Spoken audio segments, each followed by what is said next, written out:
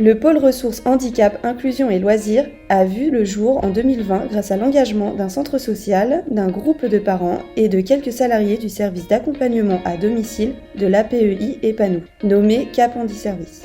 Son objectif général est de développer l'inclusion sociale des enfants en situation de handicap à travers les centres de loisirs à l'aide d'une transition accompagnée.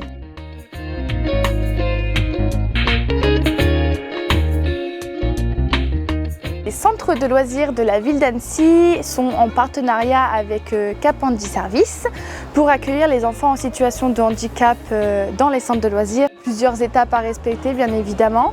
Donc les premières, c'est déjà de rencontrer les parents et l'enfant, rencontrer l'équipe pédagogique qui est déjà préparée à accueillir des enfants, qui est prêt à aménager aussi les temps d'activité. On a créé un guide d'accueil pour les enfants qui nous permet de référencer tous leurs besoins, comment on peut aménager les espaces, comment on peut aménager les temps d'accueil, les temps de vie quotidienne. On fait un bilan avant, un bilan après, comment on se prépare pour les équipes d'animation aussi. Donc c'est vraiment un guide qui nous aide dans la vie de tous les jours quand on accueille ces enfants.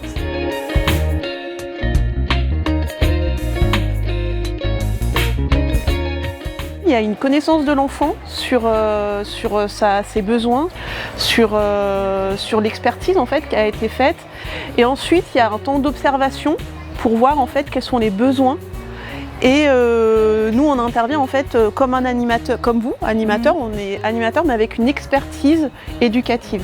On va proposer des outils, on va proposer des aménagements, on va être un soutien envers l'équipe. Bien sûr, on dit aux enfants, voilà, cet enfant est en situation de handicap, elle est avec telle éducatrice.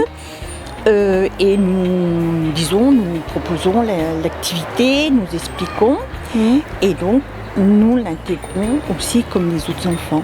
C'est pour ça qu'en amont on aime bien savoir la pathologie de l'enfant, ses besoins, des petites... Oui, voilà, les points de vigilance à avoir. Notre présence est soutenante de ce point de vue-là. Après, nous, on intervient vraiment en retrait, c'est-à-dire que l'équipe puisse s'approprier tout ce savoir éducatif pour pouvoir ensuite avoir cette inclusion progressive de l'enfant.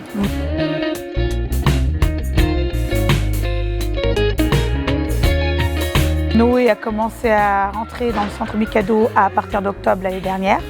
Il est très content, il fait plein d'activités, puis ça le change parce qu'il a d'autres enfants qui connaissaient dans cette école. Il est heureux. Très heureux, il est très content d'y aller, il passe la journée, il mange à la cantine, voilà, et il peut aller par terre au sol, donc si on le met par terre au sol, il s'éclate. Et franchement, je suis très contente, quoi.